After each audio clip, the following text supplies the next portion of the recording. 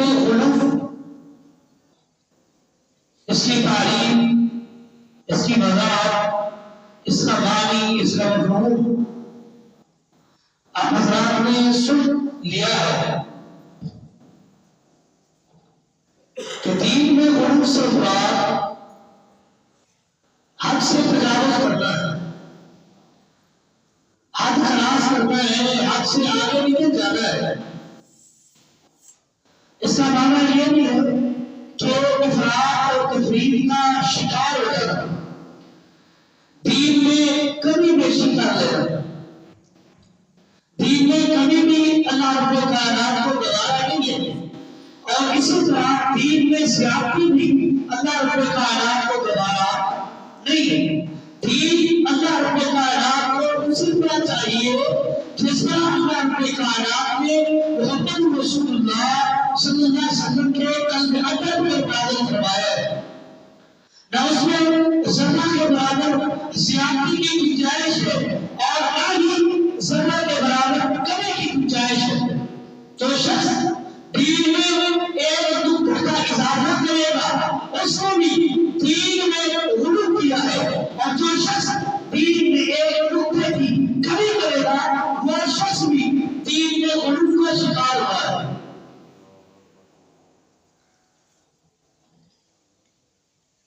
شریعت کا، اسلام کا، دین کا تقاضا یہ ہے کہ جہاں نکتہ لگا ہے وہاں نکتہ لگانا ہے، اور جہاں نہیں لگا وہاں لگاؤ گے تو شریعت میں تصادم کر رہے ہو، شریعت میں اضافہ کر رہے ہو، شریعت کو چھوڑ کر اپنی مرضی اور اپنی منمانی کی پیروی اور اتباع کر رہے ہو۔ اور یہ بات الہ العالمین کو کرانا نہیں ہے۔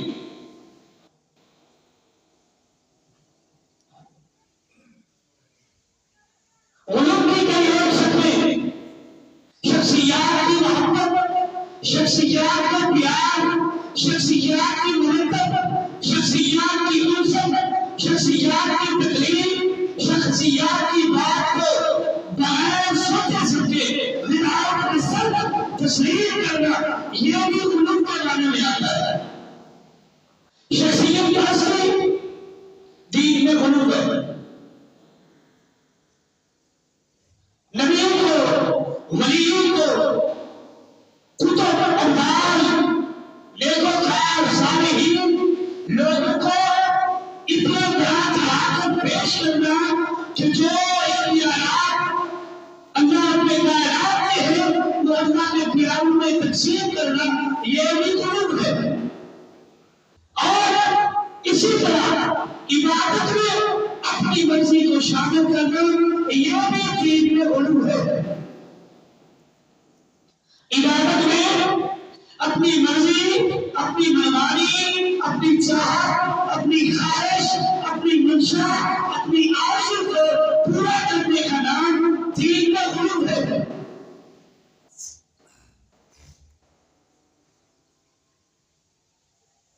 عبادت نماز ہو، عبادت روزہ ہو، عبادت حج ہو، عبادت زکات ہو، عبادت وضو ہو، عبادت نفلی نماز ہو، عبادت کی کوئی قسم ہے، عبادت قربانی ہو، عبادت عقیقہ ہو، جس قسم کی عبادت اٹھائے اگر اس میں اپنی مرضی کو شامل کیا تو آپ نے عبادت میں غلو کیا ہے۔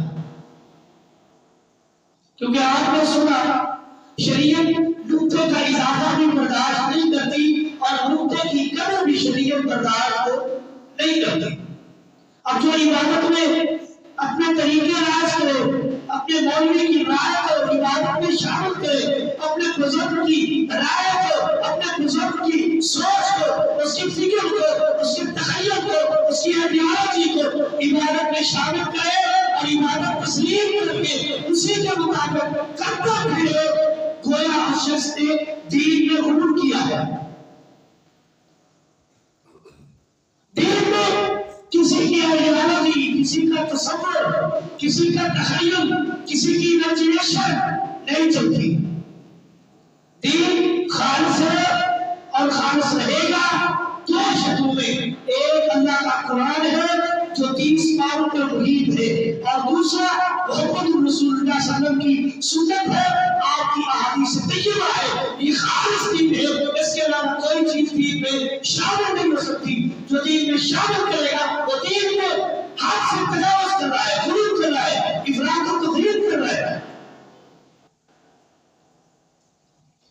سیدنا عبداللہ ابن عباس رضی اللہ تعالیٰ عنہ کے متعلق صحیح بخاری میں آتا ہے، وہ فرماتے ہیں کہ خطبہ حجۃ الوداع کے موقع پر امام الانبیاء جناب محمد رسول اللہ صلی اللہ علیہ وسلم 10 ذی الحجہ کے دن جمرات کو کنکریاں مارنے کے لیے اپنی اونٹ پر سوار تھے۔ جمرات جن کو شیطان کہا جاتا ہے، ان کو کنکریاں مارنے کے لیے اپنے اونٹ پر سوار تھے، اور اپنے ہی چچا زاد بھائی عبداللہ ابن عباس ابن الامہ محدث امت عبداللہ ابن عباس فقیہ امت عبداللہ ابن عباس رضی اللہ تعالیٰ عنہ سے فرمایا، آپ ان کے پاس یہ کنکریاں لے آؤ، یہ کنکریاں میرے پاس لے آؤ تاکہ میں جمرات کو کنکریاں ماروں۔ تو عبداللہ ابن عباس رضی اللہ تعالیٰ عنہ فرماتے ہیں، میں نے چنے سائز کی، جتنا چنے کا سائز ہوتا ہے اس سائز کی کنکریاں اٹھائی اور امام الانبیاء کو دے دی۔ جب امام الانبیاء جناب محمد رسول اللہ صلی اللہ علیہ وسلم نے ان کنکریوں کو اپنے ہاتھ میں پکڑا اور فرمانے لگے، بِإِنسَانِ هَؤُلَاءِ بِإِنسَانِ هَؤُلَاءِ، اسی قسم کی، اسی جسامت کی، اسی صورت کی کنکریاں جمرات کو شیطان کو مارتی ہے۔ اگر اس سے زیادہ کرو گے، بڑے کنکریاں اٹھاؤ گے، بڑے پتھر اٹھاؤ گے، بڑے ڈھیرے اٹھاؤ گے تاکہ شیطان کو مارے، یہ کیا ہے؟ إِيَّاكُمْ وَالْغُلُوَّ فِي الدِّينِ فَإِنَّمَا أَهْلَكَ مَنْ كَانَ قَبْلَكُمْ، یہ دین میں غلو ہے، دین میں زیادتی ہے، دین میں افراط و تفریط ہے، دین اور شریعت میں حد سے تجاوز کرنا ہے۔ بس اسی سائز کی کنکریاں اٹھا کر شیطان کو جمرات کو مارتی ہے۔ جس نے اس سے بڑی اٹھائی اس نے کیا کیا؟ دین میں غلو کیا، دین میں غلو کیا۔ اور امام الانبیاء نے فَإِنَّمَا أَهْلَكَ مَنْ كَانَ قَبْلَكُمْ، آج سے پہلی امتیں دین میں غلو کی وجہ سے، حد سے تجاوز کرنے کی وجہ سے، حد تلاش کرنے کی وجہ سے، افراط و تفریط کی وجہ سے پوری قومیں تباہ و برباد ہو گئی۔ لہذا چھوٹی کنکریاں اٹھانی ہے اور جمرات کو مارنی ہے۔ یا روک کر آج دیکھیے بڑے بڑے کنکر پتھر اٹھا کر جمرات مارنے کی کوشش کی جاتی ہے، شیطان کو مارا جاتا ہے، پھر ٹک ٹاک میں آ جاتا ہے، پھر ایکشن میں آ جاتے ہیں، بھاگ کر جیسے بالنگ کی جا رہی ہے، بالنگ کے انداز میں پتھر مارے جا رہے ہیں، اور بڑے بڑے اٹھا کر جوتیاں چپلے جو ہاتھ میں لگے اٹھا کر مار دیتے ہیں۔ حالانکہ یہ بات شریعت کا دائرہ نہیں کرتی، اگر کرتے ہوتی تو امام الانبیاء یہ بات فرماتے کہ انسان آئے اسی قسم کے، اسی سائز کی کنکریاں اٹھا کر شیطان کو مارتی ہے، اس سے بڑی نہیں۔ اگر کوئی بڑی اٹھائے گا وہ دین میں غلو کر رہا ہے۔ یہاں بڑے بڑے پتھر، جوتیاں، چپلے، ایکشن ویڈیوز، بڑے بڑے کنکر اٹھا کر شیطان کو مارنے کی کوشش کی جا رہی ہے۔ اور کیا کیا جا رہا ہے؟ دین کا مذاق، دین کا کیا کیا جا رہا ہے؟ مذاق بنایا جا رہا ہے۔ جب جس چیز کو دین نے برداشت نہیں کیا، افراط و تفریط دین برداشت نہیں کرتا، دین غلو برداشت نہیں کرتا، اور جو شخص اس طرح کی تخیل کو، اس طرح کی ایڈیالوجی کو پیش کرے وہ دین کا کتنا وفادار ہے؟ وہ دین کا وفادار ہے؟ جس بات کو شریعت برداشت بھی نہیں کرتی، شریعت ہے محمد رسول اللہ صلی اللہ علیہ وسلم پر نازل ہونے والی چیز کا نام شریعت ہے، اسلام ہے، دین ہے، مذہب ہے، وہی ہمارا راستہ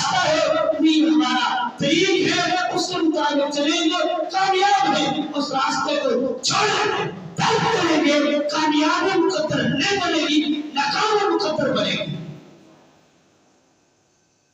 جب ایک رائٹ وے، سیدھا راستہ، اسٹریٹ پاتھ مجھے اور آپ کو بتا دیا گیا ہے کہ یہی راستہ ہے، اس پر چلو گے جنت ملے گی۔ اس راستے سے ادھر ادھر جو نکلنے والے راستے ہیں، جو طریق ہیں، یہ آپ کو کامیابی کی دلیل نہیں بن سکتے، یہ جنت میں نہیں لے کر جائیں گے۔ جنت میں لے کر جائے گا وہی طریق اور پاتھ اور راستہ لے کر جائے گا جس راستے کی اتباع کا رب نے حکم دیا ہے، جس راستے کی اتباع کا محمد رسول اللہ صلی اللہ علیہ وسلم نے حکم دیا ہے۔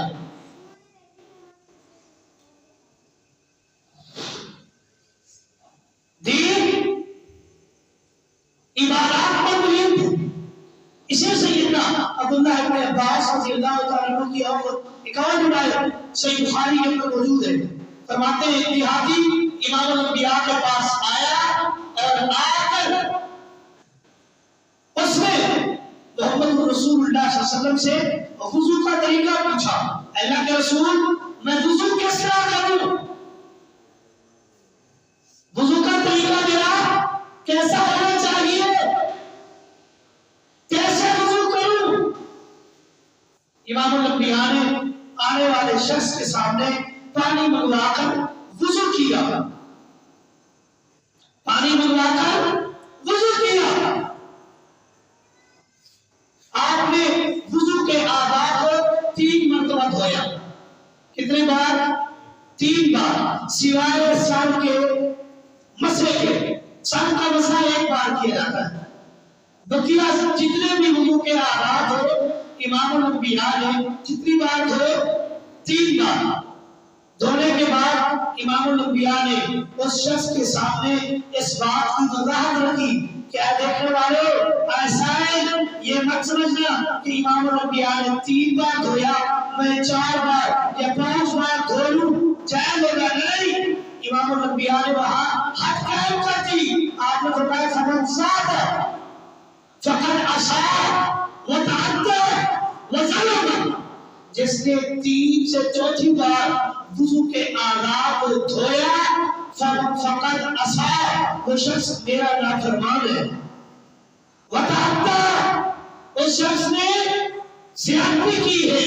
وظلم، اس شخص نے کیا کیا؟ ظلم کیا۔ جب شریعت نے 3 بار کہہ دیا کہ وضو کے آداب 1 بار بھی، 2 بار بھی، 3 بار بھی دھو سکتے ہیں سوائے سر کے مسح کے، 4تھی بار شریعت اس کو کیا کہتی ہے؟ فقد عصا وتعدى وظلم، کہ اس شخص نے زیادتی کی، اس شخص نے نافرمانی کی اور اس شخص نے ظلم کیا۔ جب شریعت 4تھی بار وضو کے آداب دھونے کو برداشت نہیں کرتی، اپنی مرضی کے من چاہے عبادت کے طریقے شریعت برداشت کیسے کرے؟ اور نہیں سکتا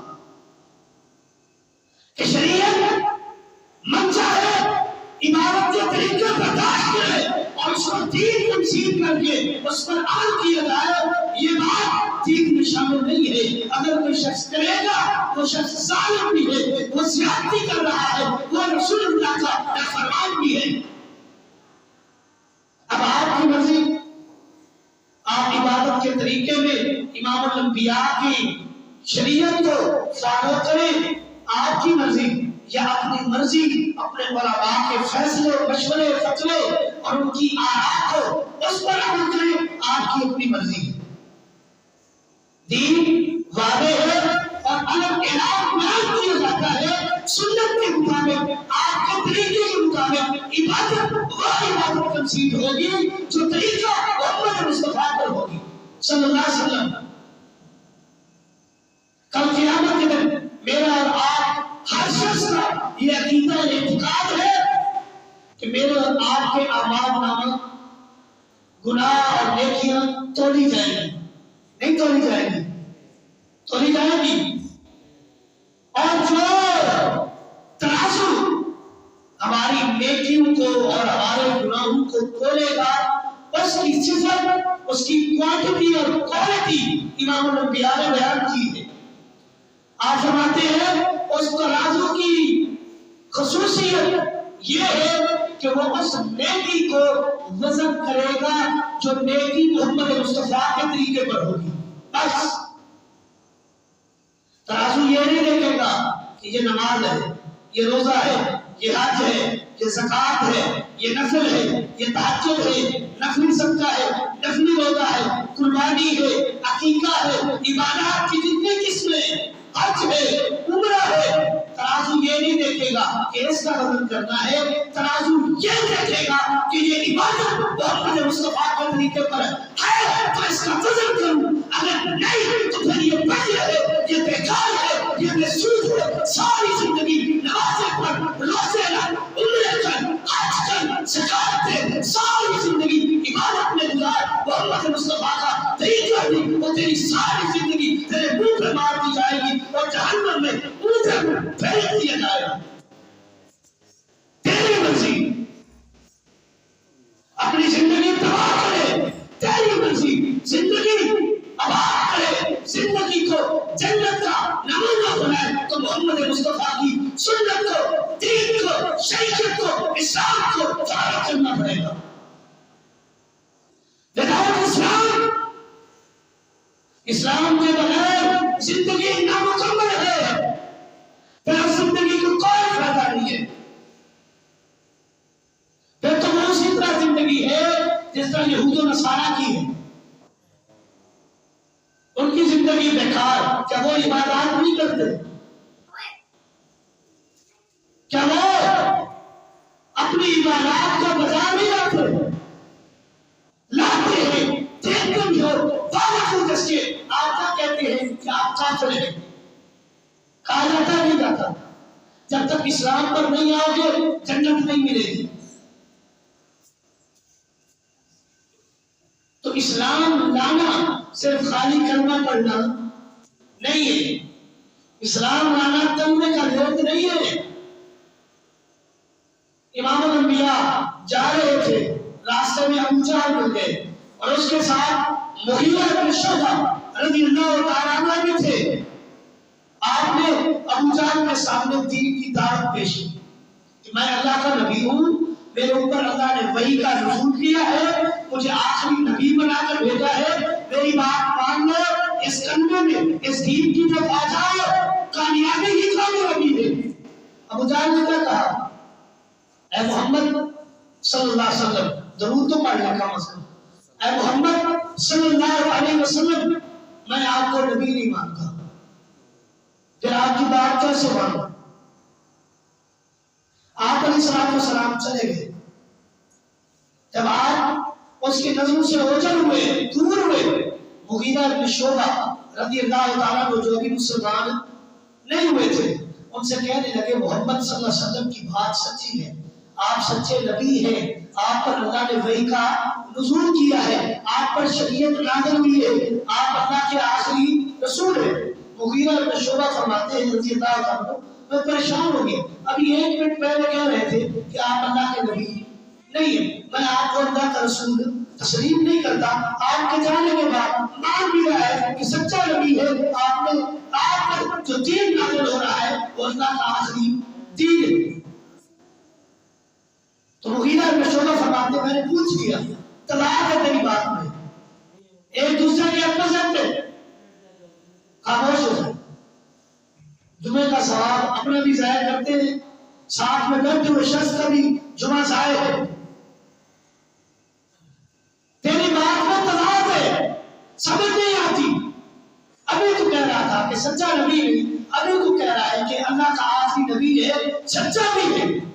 کہنے لگے اس لیے کہہ رہا ہوں، اگر میں اس کے سامنے کہہ دیتا تو مجھے کلمہ پڑھنا پڑتا، جب میں کلمہ پڑھتا، جس کا کلمہ پڑھا جاتا ہے پھر بات اسی کی مانی جاتی ہے، جس کا کلمہ پڑھا جاتا ہے بات اسی کی مانی جاتی ہے۔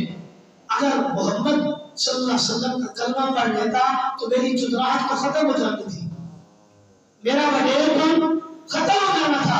اپنے وڈیر پن اور چدراہٹ کو بچانے کے لیے امام الانبیاء کی شریعت کا انکار کیا،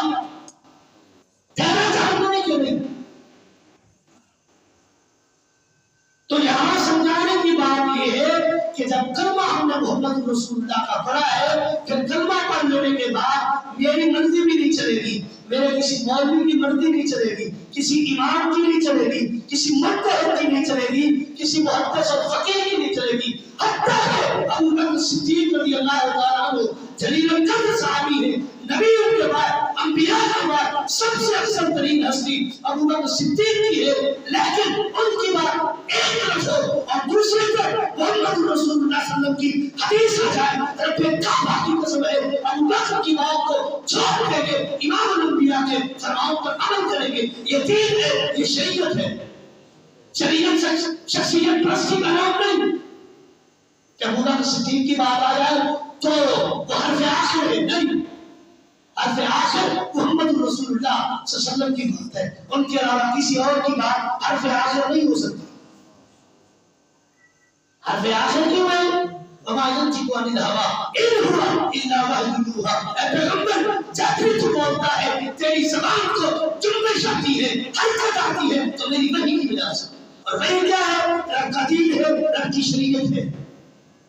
اگر اس سے کنارہ کشی کریں گے، اس میں کمی بیشی کریں گے، اس میں حد سے تجاوز کریں گے، افراط و تفریط کریں گے، غلو کریں گے، دین میں غلو برداشت نہیں ہے، دین میں کمی بیشی برداشت نہیں ہے، دین میں افراط و تفریط برداشت نہیں ہے۔ جب دین برداشت نہیں کرتا تو ہمیں اس دین پر عمل کرنا ہے جس طرح اللہ نے نازل کیا ہے، اور وہ دو شکلیں ہیں، بار بار کہہ رہا ہوں، ایک اللہ کا قرآن ہے، ایک محمد رسول اللہ کی سنت ہے، اس کے علاوہ کوئی اور چیز دین نہیں ہے۔ وہ اچھائی ہو سکتی ہے میرے نزدیک، آپ کے نزدیک اچھا عمل ہو سکتا ہے، نیکی ہو سکتی ہے، لیکن ملے گی نہیں، ملے گی اس عمل پر جس پر مہر محمد مصطفیٰ کی ہو صلی اللہ علیہ وسلم، جس کو میں نیکی کہوں، فلاں چیز کر لو، فلاں عمل کر لو، اتنی لاکھ نیکیاں ملے گی، کہاں ملا؟ یہ اتنے لاکھ کا تذکرہ کہاں سے ملا؟ کیا رسول اللہ صلی اللہ علیہ وسلم نے فرمایا ہے؟ کیا آپ نے اسی طرح کا حکم دیا ہے؟ میلاد منا لو جو رسول اللہ نے نہیں کیا، رفع الیدین کو چھوڑ دو جس کو رسول اللہ نے ساری زندگی کیا۔ محبت کا پتہ کب چلے گا؟ جب رسول اللہ کی سنتوں پر عمل کرو۔ تیرے مولوی نے کہہ دیا تو اپنے مولوی کو تو دیکھ جو کہتا ہے رفع الیدین کرنا مکھیاں مارنا ہے، وہ اس وقت بت بغلوں میں رکھ کر آتے تھے، کہاں؟ نماز فرض ہوئی تھی کہاں؟ مدینے میں۔ مشرک کہاں تھے؟ مکے میں۔ تو وہ تو بت رکھتے جو بتوں کی پیدا وہ عبادت کرتے تھے، وہ تھے مکے میں، نماز فرض ہوئی مدینے میں، تو وہ کہاں سے لے کے آئے؟ یہ مولویوں کی بات ہے، کسی صحیح حدیث میں یہ بات ملتی نہیں کہ بت رکھ کے آتے تھے بغلوں میں، اس لیے رسول اللہ صلی اللہ علیہ وسلم نے رفع الیدین کا حکم دیا۔ چلو ان کی بات ایک منٹ کے لیے ایگری ہو جاتا ہوں، میں تسلیم کر لیتا ہوں۔ جب انسان پہلا رفع الیدین کرتا ہے، ہر شخص کرتا ہے، دیوبندی ہے، بریلوی ہے، حیاتی ہے، مواتی ہے، شیعہ ہو، اہل حدیث ہو، پہلا رفع الیدین آدمی کرتا ہے تو اس وقت تو گر جانے تھے، وہ دوبارہ اٹھا کے رکھ لیتے تھے۔ اس کے بعد جو رفع الیدین سے منع کرتے ہیں وہ اپنی فطر میں رفع الیدین کرتے ہیں، کیوں؟ سوال بنتا ہے۔ ان کی عید میں رفع الیدین ہے، کیوں؟ ان کے جنازے میں رفع الیدین ہے، کیوں؟ میرے یہ تین سوال یاد کر لیں، کیوں ہے؟ کیا فطر کے وقت تمہاری بغلوں میں بت ہوتے؟ کیا جنازے کے وقت تمہاری بغلوں میں بت ہوتے؟ کیا عید کے وقت تمہاری بغلوں میں بت ہوتے؟ ان کو گرانے کے لیے کرتے ہو۔ جب یہاں نہیں تو پھر پوری نماز کے جتنے بھی طریقے ہیں ہر ایک نماز میں امام الانبیاء نے رفع الیدین کیا ہے۔ آپ کی سنت ہے، سیدھے سے لگاؤ، جو جیسا کہے اس کی اپنی مرضی۔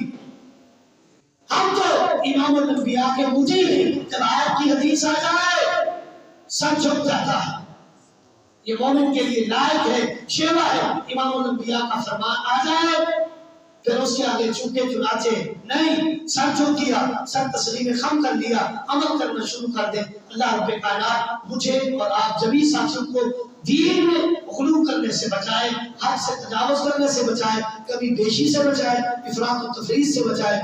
اللہ رب کائنات مجھے اور آپ کو قرآن و سنت پر عمل کرنے والا بنائے۔ هذا ما عندي والله اعلم بالصواب وما توفيقي الا بالله۔